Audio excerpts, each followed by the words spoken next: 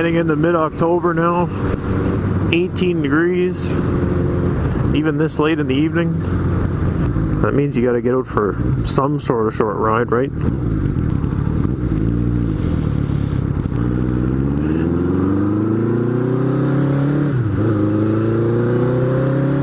I know what the weather's got in store in the not too distant future, so gotta get out while you can right now.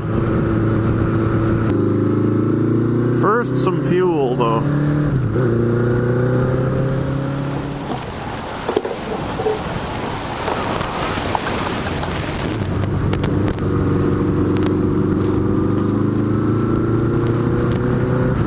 Well, summer is certainly over, and the ideal weather for flu season and COVID season is certainly in full effect. We're right back into the whole quarantine / lockdown nonsense. In case you're not from around here, since all this crap started, our province has been pretty much divided up into zones. So whenever outbreaks happen within each zone, they kind of shut that zone down. We are in zone number 1. We currently hold the provincial championship title of the most cases. We're right in the middle of another outbreak here, and zone 5 also up north. So there's more restrictions in place. Even worse than that, people are losing their minds again as usual. Going back to treating people as if they're the scum of the earth just because they were infected with a virus. Imagine that now. Like, have you ever had the flu before in your life? Yes? Well, you are trash. That was your fault. We need to blame you for that.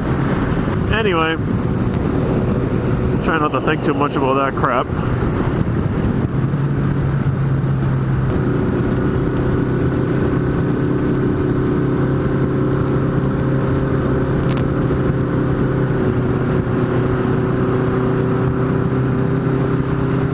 Try to focus on getting a little bit of good weather here. The last time I looked at the forecast, it didn't look like we were going to get a whole lot of it. Riding gets pretty sporadic at best this time of year, and that's even when the weather is, cooperating for the most part. Now it kind of looks like it's a lot of rain and cold temperatures coming. That can really interrupt the end of season fall riding. Around this time of year, I always like to get Tracy's bike out and head out into the back roads a bit. What I should be doing is getting out on the KLX to do just that too. Get out into some of the dirt roads and enjoy some of the fall colors in the woods.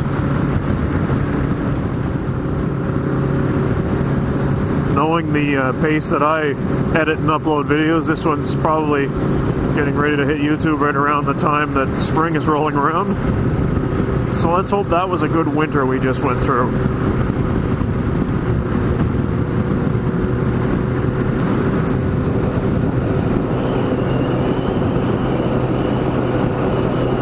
Crazy, it almost looks foggy over on the other side of the river.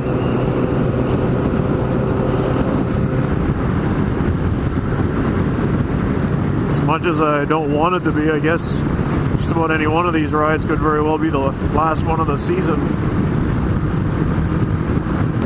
All it really takes is one bad shift in the weather. Once we get any kind of weather that involves them dropping salt on the roads, that's pretty much it. Those are deer.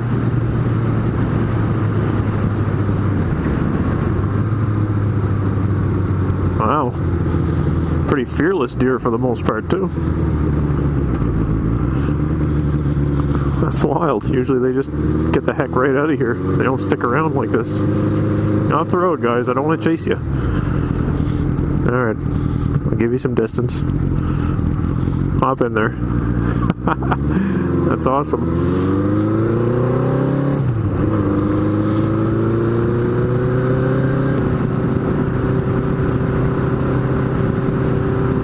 So yeah, once the salt hits the roads, that's basically the end of it. I do not want to be out cleaning salt and crap off the bikes after riding in just about 0 degree weather. You certainly don't want to put them away for the year covered in salt either. Then they'll come out looking even worse than this thing did. So we're approaching the end of the year with this thing. Probably close to a month now where it's been rideable. After spending damn near 2 months in the garage getting worked on constantly. Well, I shouldn't say constantly. A couple hours every time I went out there to look at it, I guess. Still a lot, though. If I were to charge any amount of hourly rate for my labor on this thing, I probably could have went down to the dealer and bought a new bike.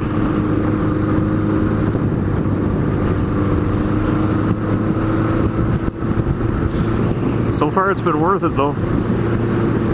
I'm hoping that now basically reset it to back to being one of the, you know, super reliable CP750s that everybody seems to know.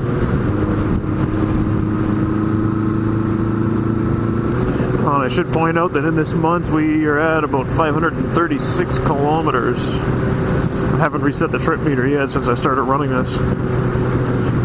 I still don't totally trust the fuel gauge, so I mean the day is going to have to come where I do reset it. Maybe 1,000 kilometers.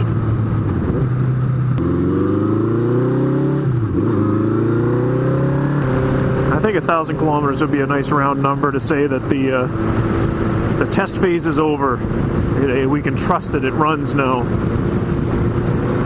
Now, would I trust it and head for the West Coast? Probably not. But, you know, we'll say we trust it enough to jump on and go for a ride around town, around the province, maybe even out of the province. Maybe that'll be the next goal after the 1,000 kilometer mark. We'll say we'll get it for a ride out to Nova Scotia somewhere. Maybe at some point in there we'll think about painting it too.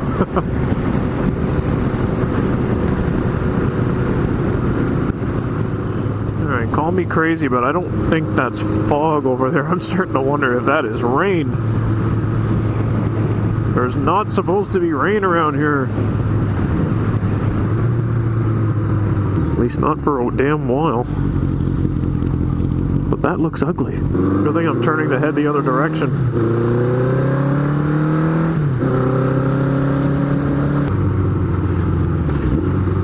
Still get lots of pops on deceleration from this thing.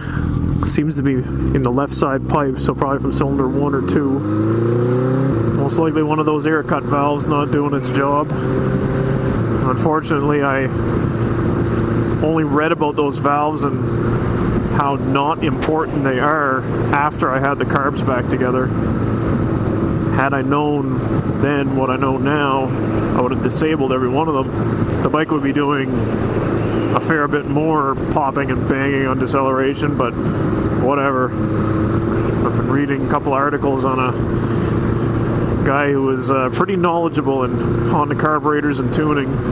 It sounds like he was one of their very good techs back in the day when these things were on the street. And according to him, that air cut valve should be disabled when it's working. It doesn't provide any benefit or, you know, performance benefit of any sort. But when it's not working, it doesn't harm anything either. At least when it's disabled anyway. But if it's left enabled and it messes up, then it can cause problems.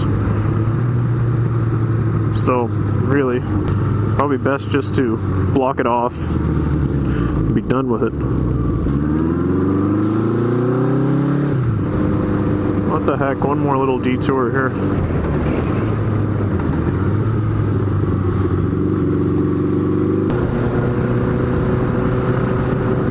Another thing that will find its way to the someday list of things I want to do to this bike is address the exhaust also. As it stands right now, it works, it's fine, but it doesn't seal very well. The clamps and seals that actually hold it in place are very old and not in great shape. I'm pretty sure it leaks, lets air in. You know what happens when you let air into the headers of an exhaust? It really contributes to those pops and bangs you're hearing. Just like that.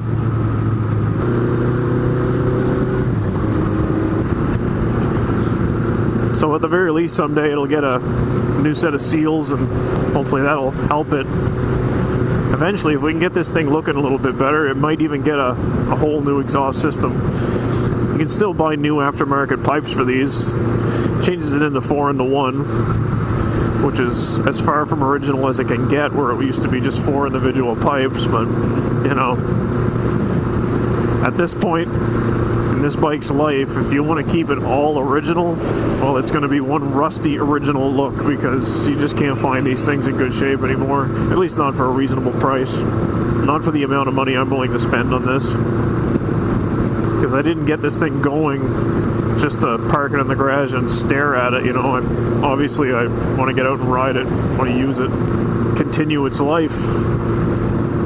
So if that means a few aftermarket parts have to be added, so be it. I mean, I've already added these bars. These are not the bars that should be on Nighthawk, and they make all the difference in the world. They actually make me want to ride it again. It's crazy how the suspension on this bike can be really quite stiff and rough, but at the same time it can be prone to bottoming out. It's weird. Hopefully the plan for progressive springs in the future will address that. So anyway, I'll wrap this up. I'm actually going to be late for something we have planned this evening if I don't move my ass and get home soon. So on that note, I'll say, is this the last ride of the year? Maybe it is, maybe it isn't. We're going to leave you in suspense for now. Then come back for the next one to see if it's a brand new year. Or maybe it's just crappy old 2020 still. Jeez, that would suck, wouldn't it?